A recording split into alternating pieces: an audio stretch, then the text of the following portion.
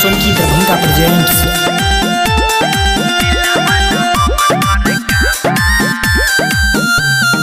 अखिया में कजरा लगा के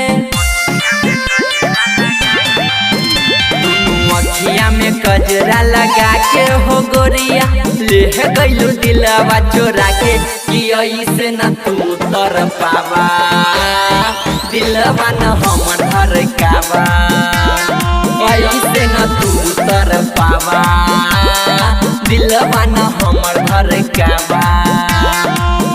दुनू अखिया में कजरा लगा के हो गोरिया ले गइलू दिलवा चोरा के कि ऐसे न तू तर पावा दिलवा न हमर घर कावा।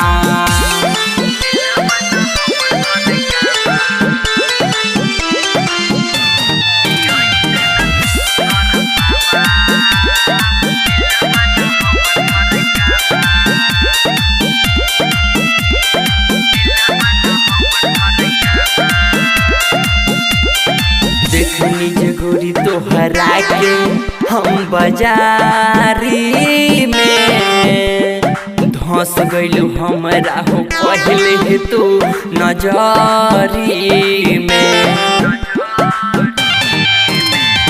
गोरे गोरे गाल तोहर रेशमी बाबाल हो अखिया में कजरा लागेला कमाल हो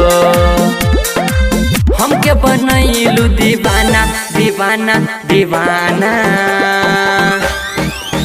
दुनू अखिया में कजरा लगा के हो गोरिया ले गइलू दिलवा चोरा के कि ऐसे न तू तर पावा दिलवा न हमर घर कावा कि ऐसे न तू तर पावा दिलवा न हमर घर कावा।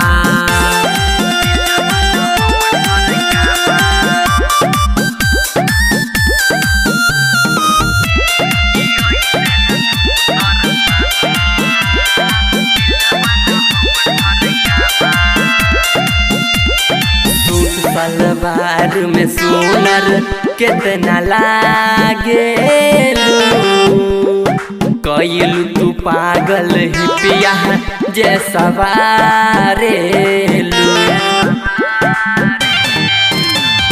दिलवा के धड़कन तू ऐसे न बढ़ावा आवा तू आवा गोरी पास हमरा यहाँ बा ऐसे न तू सतावा सतावा सतावा। दुनू अखिया में कजरा लगा के हो गोरिया ले गइलू दिलवा चोरा के कि ऐसे न तू तर पावा दिलवा न हमर घर कावा कि ऐसे न तू तर पावा दिलवा न हमर घर कावा। RLA म्यूजिक सोनकी दरभंगा प्रेजेंट्स।